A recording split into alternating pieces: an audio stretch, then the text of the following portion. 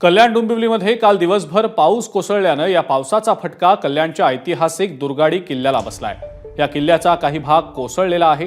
पुरातत्व विभाग या वास्तूकडे दुर्लक्ष करत असल्याचा आरोप शिवसेनेचे पदाधिकारी आणि कल्याण शहर प्रमुख रवी पाटील यांनी केलेला आहे। याचा आढावा घेतला आमचे प्रतिनिधी सुरेश काटे यांनी।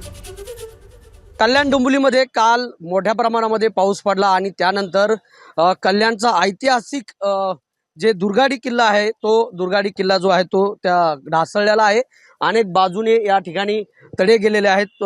आपण आणि आता काही थोड्या वेळापूर्वीच या ठिकाणी शिवसेनेचे कार्यकर्ते आणि शिवसेना शहर प्रमुख रवी पाटील यांनी पाहणी देखील केलेली आहे। तुम्ही बघू शकता या ठिकाणी हे मोठ्या प्रमाणामध्ये तडे गेलेले आहेत।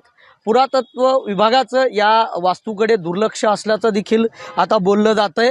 त्यामुळे काल जो झालेला पाऊस जो आहे त्या पावसामध्ये चारही बाजूनं या किल्ल्याला जो आहे तो मोठ्या प्रमाणामध्ये तडे गेलेले आहेत। पुरातत्व खात्याचं अख्ख्या महाराष्ट्राच्या किल्ल्यांकडे दुर्लक्ष होतं, परंतु आदरणीय महाराष्ट्राचे मुख्यमंत्री एकनाथ शिंदे साहेब 2 वर्षापूर्वी मुख्यमंत्री झाल्यानंतर संपूर्ण गड किल्ल्यांचं संरक्षण करणं ही त्यांनी एक विडा उचललेला आहे आणि त्याच अनुषंगाने आम्ही मुख्यमंत्री साहेबांकडे वारंवार मागणी करून या ठिकाणी किल्ल्याला मोठ्या प्रमाणाचा निधी उपलब्ध झाला पाहिजे अशी मागणी केल्यानंतर आदरणीय मुख्यमंत्र्यांनी 12.5 कोटी रुपये या ठिकाणी आम्हाला देऊ केलेले आहेत। त्यापैकी पहिला 2.5 कोटीचं काम सुरू झालेलं आहे, दुसरा 5 कोटीचं काम आत्ता अधिकारी आज आम्ही आल्यानंतर सांगितलं की सोमवार मंगळवारी चालू करू आणि तिसरं 5 कोटीचं काम थोड्या दिवसात चालू होईल अशा पद्धतीने। परंतु किल्ला ढासळल्यानंतर एखादी दुर्घटना घडल्यानंतर त्याचं जागं व्हायचं ही बाब अतिशय चुकीची आणि पुरातत्व खातं हे नेहमीच झोपलेलं असतं असं माझं त्यांच्यावर आरोप आहे। सुरेश काटे, एबीपी माझा, कल्याण।